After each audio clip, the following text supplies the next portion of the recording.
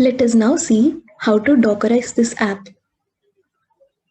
I am going to command line cmd, traverse to the current project folder,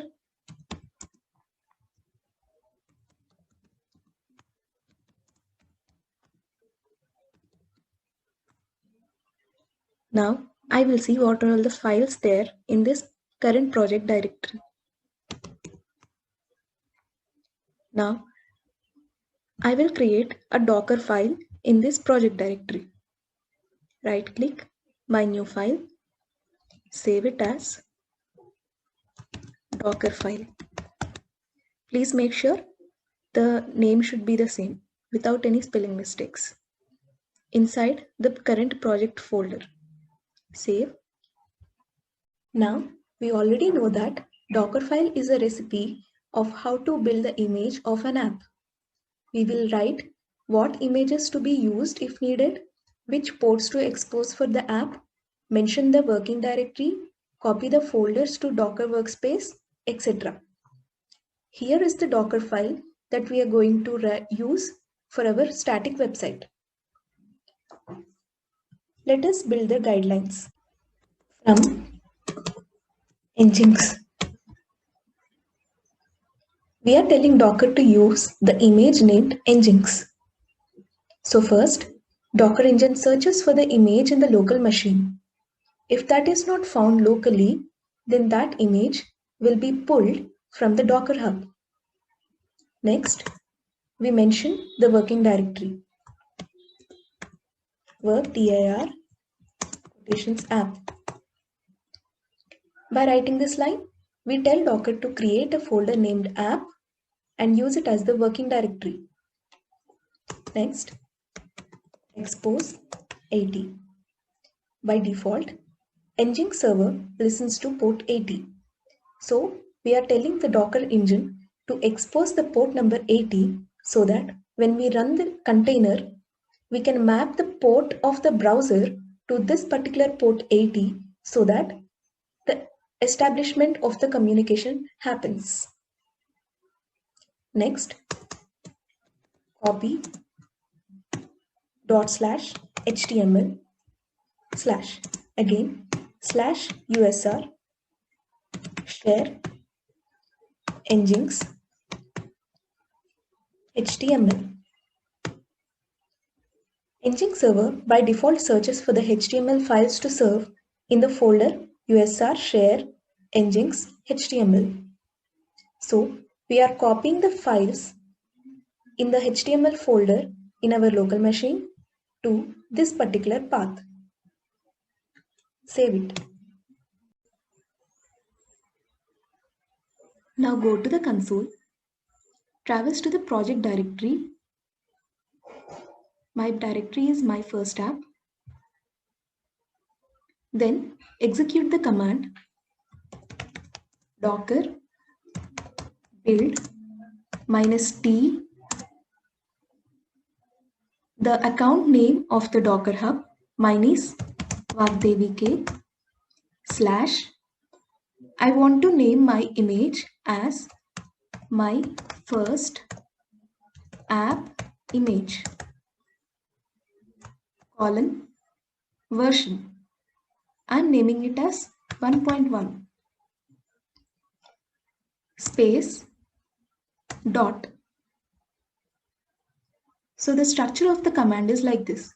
First, Docker and build means we want to build the image with a tag having my account name / the name of the image I want to give version 1.1 space dot. The dot indicates the location of the Docker file. Since my Docker file for this app is present within this current project directory, it is just dot, meaning the Docker file is present in the current directory. Now execute this command by hitting on enter.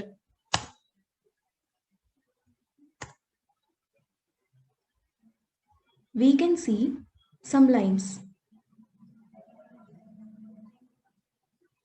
Now let us see the image is created or not. For that, we can see all the list of images present in our machine by writing the command docker image ls. So all these images are present locally for me. Take a look at this.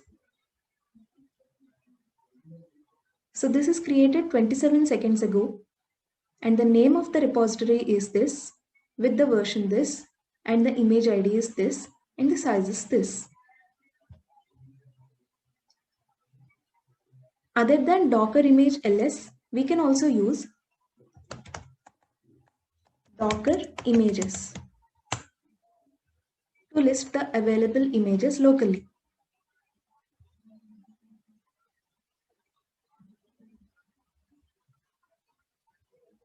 Now that we have already created the image of our app, we shall see how to run this image to form a container inside which our app will be running.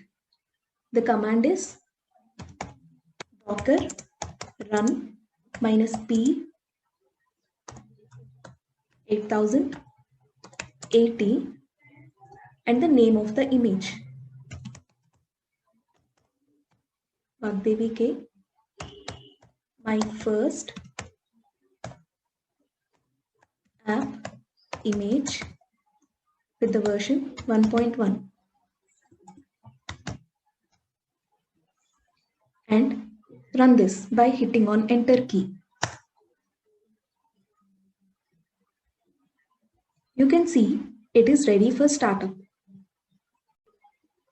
Now let us have a look at the localhost with port 8000. Localhost 8000. And yes, we have opened our app. Click on this. We are able to see the days listed here. Let us understand the structure of this command. Docker run means we want to run a container of the image this. Then we are mentioning the port mapping by using -p flag. If you remember, we have exposed port number 80 in the Docker file. That exposed port is now mapped with port number 8000 of our local host. Thus, the establishment is achieved here for communication between the localhost port 8000 and 80 port exposed by the Nginx server in the container. Now, we shall see how to list all the running containers. Go to the command prompt. Now, execute this command docker ps. Hit on enter. Now this shows what are all the actively running containers with the container ID, the image, when it is created, status, and the ports.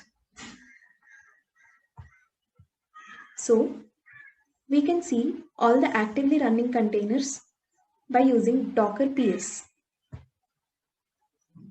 Now let us see how to stop running an active container. So let us see how to stop this particular container which we have just run. The command is docker stop container ID, which is this. So copy it and paste it here and hit on enter. And if you go to the command line where we have already started it and hit on enter, you can see it has stopped. There is also another method to stop the container. First, we shall run the container again. Now, if we click Ctrl and C together, it directly stops. But this is not a recommended method. So the first way we have used is Docker stop container ID. This method is called as graceful stopping. So whenever we want to stop the container execution, this is the best method to choose. The container stops gracefully where it has a chance to clean up. Whereas the other method we have used is Control C. This is called killing the container. Using Control C, we can kill the container abruptly, but graceful stop is always preferred over killing. If we kill the container, there is no chance for Docker to clean up. So when the next time when we want to create the container running on the same port 8000,